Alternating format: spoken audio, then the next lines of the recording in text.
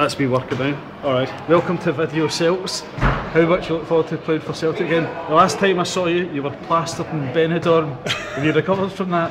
I plastered in more than one way. I snapped my Achilles tendon, and it wasn't a particularly nice injury at any stage of your career. But when you're retired, it's hard to get the rehabilitation in. But I was lucky and went down to West Ham, and Peter Grant was able to get the physio to give me good rehabilitation. So it's pretty much a full recovery on that. But it shows the pitfalls of these occasions. Folks saying you're thinking you're going out to Benidorm for a wee jolly and a kickabout. Yeah, we're not quite as supple as we used to be. So there's a few things might snap. Hopefully nothing will snap tonight. Only maybe a cork off the top of the bottle whenever we win it.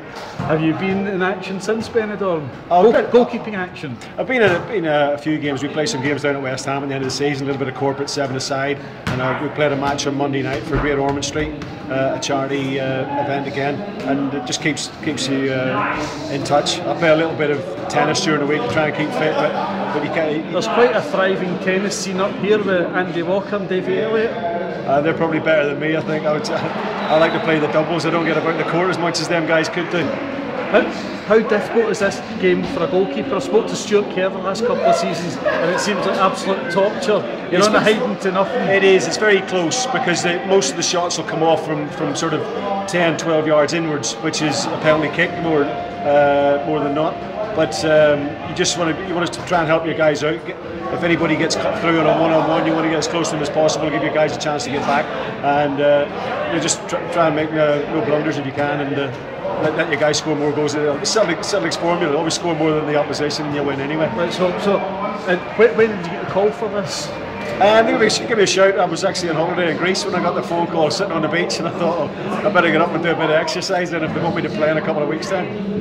How have you made the Celtic the last season? There's a few things that we'd rather not talk about, but what's the impact has Neil Lennon made on yourself looking from a distance? I've known Neil since he was a kid coming through playing at Leicester, and the troubles he had when he played for Northern Ireland on a religious background as well, and it's raised his head again for Neil, unfortunately.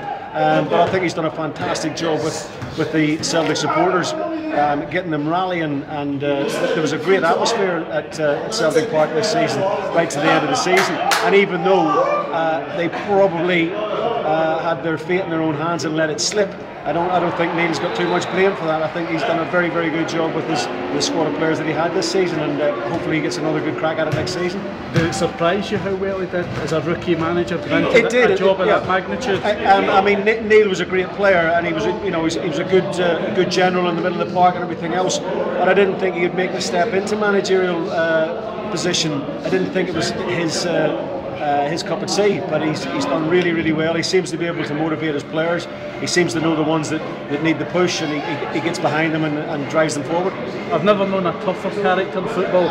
In a strange sort of way, there's some things that went beyond the bounds, but a lot of the adversity that he comes across seems to inspire him and be the making of him. Yeah, it's unfortunate because of the role that he's in with the Rangers and Celtic. If he was on the sideline for Bolton Wanderers, like Owen Coyle, for instance, and he had a little bit of a barney with the opposition manager, there'd be nothing said about it. But because him and Ali McCoist have been playing for opposite sides all their career, then people want to make more of it than there actually was.